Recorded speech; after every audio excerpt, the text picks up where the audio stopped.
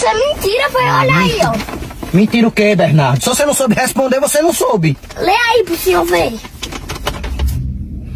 Marcos percorreu 80 quilômetros em 1 hora. Quantos quilômetros Marcos percorreu em um dia? Um dia tem quantas horas? Só é você botar a fórmula. Tá vendo, Oh, meu Deus. Tá vendo pra uma mentira aí? Como é que uma pessoa... Mentira por quê? Se tá a fórmula... Só é você botar a fórmula, Bernardo. Como é que uma pessoa corre, pai, 80 quilômetros em 1 hora, só se ele for um X-Men, mas não especifica que ele é um X-Men. Aí eu sabia responder se ele fosse um X-Men. Aí tu não respondeu porque uma pessoa não corre, é? 1 hora? 80 quilômetros, pai, qual é a pessoa que corre uma hora 80 quilômetros? Só se for um X-Men, só que não especifica. Foi por isso. Olá, amados, graça e paz da parte de Deus e de nosso Senhor e Salvador Jesus Cristo. A hermenêutica e a exegese são duas ferramentas úteis para você examinar as Escrituras. E eu vi um vídeo agora que me chamou que eu não entendo. Uma criança na prova ela tinha que responder que o homem correu 80 quilômetros por hora. Durante o dia, quantos quilômetros ele percorreu? O absurdo da pergunta é a idiotice da resposta. Entende? E muitas das vezes, por esses motivos de não haver uma conexão, e o pai brigava com o menino, que o menino tinha que responder, individual da concepção dele. Mas observe a esfera que a hermenêutica e a exegese do texto que o menino leu faz sentido. Se um ser humano não tem condição de correr a 80 quilômetros por hora, veja bem, como é que ele pode responder uma pergunta quantos quilômetros ele fez em um dia? Um dia tem 24 horas. Então é muito interessante quando nós estamos também ouvindo a palavra de Deus, nós temos discernimento onde lemos, aonde o pregador começa a circular, ele tem toda a liberdade, evidentemente, mas é necessário que você analise com uma caneta, principalmente em culto de matéria de aprendizado, culto doutrinário, entende? É muito importante isso.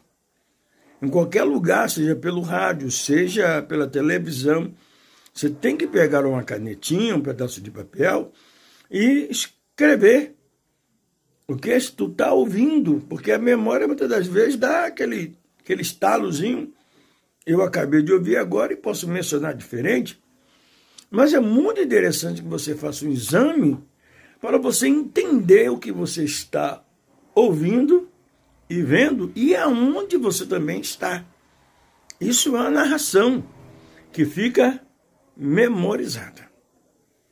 É por isso que muitas das vezes há um questionamento e ele só pode ser preciso tirar na hora. Mas com umas certas regras que se diz chamada de ética, você acaba engolindo isso. Existe ética de culto, padrão de ética de culto, padrão de ética de educação, dado aos pais, aos filhos, dos filhos aos seus filhos, e existe padrão de empresa, de escola, são éticas. Então, tudo que nós queremos chegar a uma certa denominação de entendimento, uma conclusão, para ser mais claro, nós precisamos de uma ética.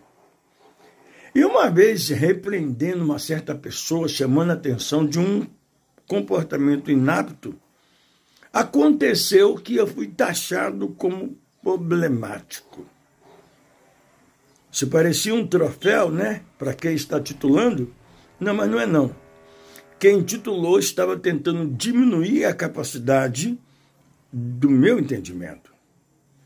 Existem pessoas que conhecem muito nos dons naturais ou sobrenaturais.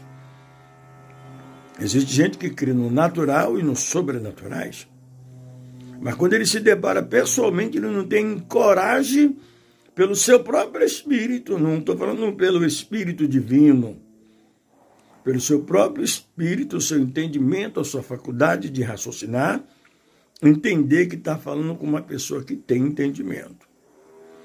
Tem pessoas que não sabem interpretar a palavra autodidata.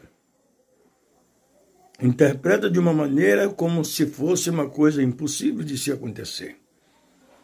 Quando se chega ao ponto de um autodidata, é o cara que elas têm a liberdade de pensar e o direito de responder. E mais além, vai fora da compreensão de sua idade e de sua estrutura do que aprendeu no seu colégio. Vai mais um pouco além disso, é quando você começa a entender que essa pessoa é um obstáculo para você. Ou você se junta a ela, ou você se afasta dela. Para se ajuntar, você vai ter que reverenciá-lo e reconhecê-lo como alguém que tem a capacidade de discernir o certo do errado. Existe gente que não tem condições diante de quem esteja para discernir certo ou errado. Chegue comigo, preste atenção. Olha o que eu estou falando do garoto e agora veja que eu vou fazer uma aplicação muito interessante. Nós olhamos na palavra de Deus, na Bíblia Sagrada, cremos desse jeito, que devemos dar honra a quem tem honra. Não é isso? Agora veja a expressão, dar a quem tem. Não é uma coisa interessante? Dar a quem tem, então o método não é mais dar. Seria mais óbvio você reconhecer quem tem honra. Se ele está numa posição de honra, mesmo que você não deu, que não é você que dá, você tem que reconhecer aquele que está posicionado. Não é o mérito dele a você, nem o seu a ele. É a posição que ele está colocado. Por isso encontramos as pessoas em diversos órgãos e patentes de grandes autoridades, que na sua vida particular, digamos secular, tem um comportamento completamente diferente do posto que ele exerce. Mas é uma pessoa de figura pública e de uma capacidade eloquente e que tem o seu título de honra. E você tem que saber respeitá-lo e também assim corrigi-lo. Mas alguns não se dão o direito, nem sua humildade, de aceitar tal repreensão. Porque o tal é irrepreensível. E algumas pessoas vão tentar te parar, dizendo que você não tem conhecimentos de ética. Isso não é ético. Então, o que é ética? Aí eu, na minha perspicácia, fui procurar o que significa isso, já que está fora do meu entendimento humano, pois assim se acha, né? Aí eu vou descobrir que a ética, ela cabe dentro de cada uma pessoa. Olha só que coisa interessante. A ética eu tenho a minha ética padrão, você tem a sua. E não é você que cria, você se forma com ela. Ela vai criando dentro de você, dentro do seu conhecimento, dentro dos seus estudos, e você vai assimilando, vai se formando, e você acaba adquirindo um princípio ético e moral. Deu para entender isso? Por isso você vai entender claramente. Você não vai dar honra a Deus. Não. Você vai reconhecer quem é Deus e reverenciá-lo em sua santidade. Tá certo? Você não vai reconhecer um pastor presidente e para dar honra a ele. Não, ele já está posicionado onde deveria estar. Você vai reconhecê-lo como tal. E quando você reconhece ele como tal, você se curva diante de sua ética de educação, não é diante dele. Porque ele é um mero homem. Você vai se curvar diante do seu conhecimento educado para reconhecê-lo ele como tal. Se você vê uma corporação civil, militar, ou seja lá de onde for, a patente, o órgão público, você vai conhecer ele, e nós vemos aí pelas redes, pelos jornais, revistas, nós vemos muitos que têm o abuso de autoridade. Mas nós não temos coragem, muitas das vezes, de exercer isso diante dele por um motivo desconfortável. Medo. Insegurança. Porque se ele é corrupto fazendo o que não faz com você. Então você não vai ter coragem, como aconteceu no estado do Rio de Janeiro, um guarda de trânsito que deu num ponto onde um governador parou fora da margem que deveria parar o carro. E ele puniu. E ele punir, o homem disse, sabe quem eu sou? Eu digo, não preciso saber quem é o senhor. Eu preciso saber que o senhor está infringindo uma lei. E eu estou atuando, senhor, no meu poder de autoridade. E isso gerou uma polêmica. Pesquise por aí, você vai ver. O YouTube gosta disso, muito de guardar esses arquivos que são de grande importância. Então, quando você conhece um homem de lei, de ordem pública, e que ele tem princípio, mas não tem moral, ele é inválido. E o menino na escolinha, eu vou botar esse vídeo para você ter uma ideia. A discussão, porque onde ele chega. Aí muitas das vezes você vai conhecer alguns estudiosos, teologicamente falando, que ele discorda com certas coisas que são implantadas dentro de igreja. Então, cada igreja tem as suas regras, tem o seu estatuto. Você conhece o estatuto da sua igreja? Já leu alguma vez o estatuto da sua igreja? Já pediu o seu pastor, superintendente? Você conheceu as regras estatutárias? Está de acordo? Eu já aceitei muitas coisas sem ter o conhecimento. E isso tem me levado a uma carga horária muito prejudicativa. Me tornou muito prejudicial. E aí? Quanto àquilo que não me fere, não me abala, não me maltrata, não me sinto humilhado nem desprezado, alguns amigos que gostam de mim tentam me humilhar porque eu não estou fazendo juízo do meu conhecimento diante de um estatuto que não me fere. Entende isso? Deu para você entender? Não me fere.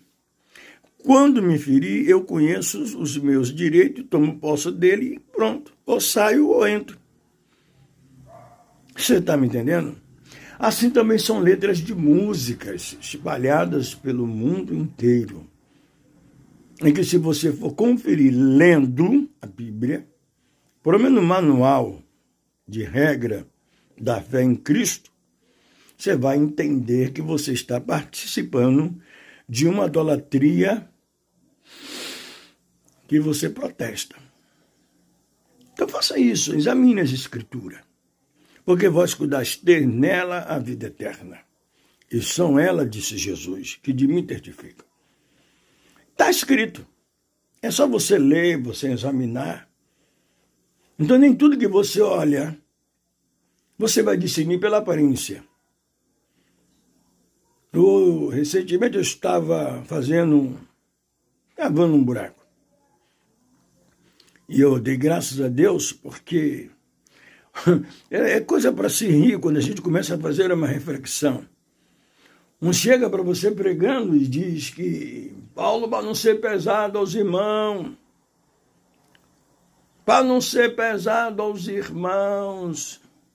ele fazia tecidos, redes, trabalhos com a mão para não ser pesado aos irmãos.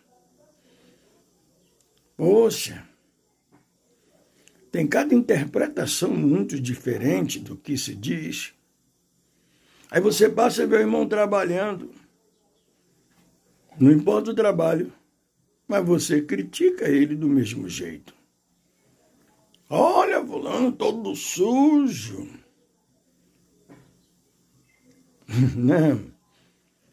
Não é mostrar que estou sujo. É você que está vendo que eu estou sujo. Porque eu sei o que eu estou fazendo. Tu toma banho sem se molhar? Não seria lógica a pergunta. Então nós precisamos entender a questão da palavra que falamos, a hermenêutica e a exegese do texto. São ferramentas que te fazem interpretar o texto. Deixa eu te dar uma ajuda. Você já viu quando você está ouvindo alguém pregar um texto, você conhece ele há muitos e muito tempo. Um versículo, vamos assim falar. E você vê ele pregando, e sua mente começa, sabe, apanhar algo assim, e você começa a estar ali no culto, mas você já saiu do culto. Com aquela visão, daquela revelação que você acabou de ter mediante o texto expresso. Pela boca do pastor, pela boca do mensageiro, pelo irmão citar, uma discussão, uma conversa assim, e surge um texto bíblico aqui, e você começa a ver ele, e ele começa a ser vitaminado dentro do seu entendimento. Você cresce, fica forte, robusto, pronto para a guerra. A falar em guerra, lembra aquela música cantada assim, soldado ferido, o Senhor conta contigo. Gente, é cada uma coisa que a gente fica se imaginando. A gente fica assim, sabe, deturpando as coisas com muita propriedade. Deus conta comigo. Deus precisa de mim. Caramba, que incentivo, né? Deus Todo-Poderoso, excelso em tua beleza, em sua santidade, precisa de mim. Oh, meu Deus. Que eu não caia nessa armadilha. Eu preciso dele. Então, se você for ver hinos cantados, você já imaginou se o próprio Deus ouvisse a sua lágrima e ouvisse também a de Jesus em Getsemane? Qual seria melhor para ele poder atender? Lembra no Getsemane? Quando Jesus chega para os discípulos e diz, eu estou com a minha alma triste até a morte. Você talvez nunca tenha sentido isso. A presença de algo que você sabe que não vai ter escape. Imagine, você chega diante daquele que é o autor, que também é um consumador de tudo, e você chega, dobra seu joelho e diz, Senhor, meu Pai amado, afasta de mim esse cálice em que eu beba. Mas se essa for a sua vontade, por 2 vezes, e aí? Então precisamos entender isso com muita lógica. Precisamos compreender isso com muita integridade. Integridade, me perdoe, porque é importante. Você não dá honra a ninguém, você não tem isso para dar. Uma árvore boa, ela não pode dar maus frutos. Uma árvore ruim, ela não pode dar bons frutos. Poxa, é lógica. Como é que você, sendo bom, quer fazer coisa mal? Como é que você, sendo mal, quer fazer coisa boa? Lembra de João Batista? Raça de víbora, quem vos induziu a fugir da ira vindoura? Quem vos induziu a fugir da ira vindoura? Aí ele fala, produziste frutos dignos de arrependimento? Meu Deus. Está entendendo? Olha, se você estiver entendendo, a sua vida não será mais a mesma. Aí você vê perdoe, você vê um agente de autoridade, seja ele civil, militar, seja um agente de porta de banco, seja um agente de um terreno baldio, ele exercendo um poder de autoridade, ele já é perigoso. Já é perigoso. Eu ouvi uma vez alguém dizer, e achei interessante, que há 3 fases em que um homem é valente. Eu colocaria até a 4ª, mas ele colocou só 3. Bêbado, ele pode tudo em suas imaginações. Ao lado da sua mulher, diz ele, não tem ninguém mais forte. E com uma arma na mão. Aí você vai parar e pensar, poxa, o cara com uma mulher do lado, ele sempre se sente masculino, né? Assume qualquer tipo de problema para não evitar a mulher enxergar que ele é um nada, um bosta. E aí você segue. E você encontra lá o cara bêbado, ele não entende de nada, afunda para dentro porque ele está cheio d'água. Água tóxica, né? Bebida alcoólica. Faz bom à saúde, né? Faz mal à saúde. Ou faz bem à saúde. Depende da dosagem, né? Bebida forte, Salomão diz que é para ser dado nem a Salomão. A mãe do rei. A bebida forte é dado. Ela falou com Lemuel, seu filho, para que ele bebesse, desse bebida forte ele não bebesse, mas que desse bebida forte aos amargosos de espíritos, cheio de problema, né? É assim? É muito bom. Então você vai ver que esse cara não tem juízo, está com a mente perdida, totalmente dirigida pelo seu álcool. Vamos para onde agora? O cara armado. Só quem acha que pode é ele. Ele não acredita em mais ninguém. E o cara desarmado, sem potencial nenhum, vai fazer o quê? Então é muito bom entender isso, que quem tem honra dá de livre e espontânea vontade. Se você respeitar alguém, não é um medo dele. É porque ele está em posição de digna de honra. Soldado ferido. O Senhor conta contigo. Não, eu conto com ele, ferido. Eu quero pegar ele, curar ele, para ele saber que ele é digno de continuar lutando. Olha esse filme de guerra. Olha essa regra de certos batalhões de guerra, de infantaria. Nenhum soldado fica para trás. Nenhum corpo fica para trás. E você vê um carro que vai e leva, e às vezes carro que vem trazendo os doentes. Eles não são úteis? Na guerra, né? Você sabia que todo crente, quando perde uma batalha, ele está em guerra? Mesmo ele não sabendo? Para não ser muito prolongado, e você talvez não queira estar ouvindo isso tudo, mas é muito bom você saber. Se você cantar esse hino para ele, ele vai se fortalecer. Mas ele vai ficar fraco quando chegar na hora que ele não tem o direito de se defender. Não tem um advogado na tribuna para defender ele. Entende? Ele estava em batalha. Todas as armadilhas. Nós estamos hoje vivendo situações muito complicadas.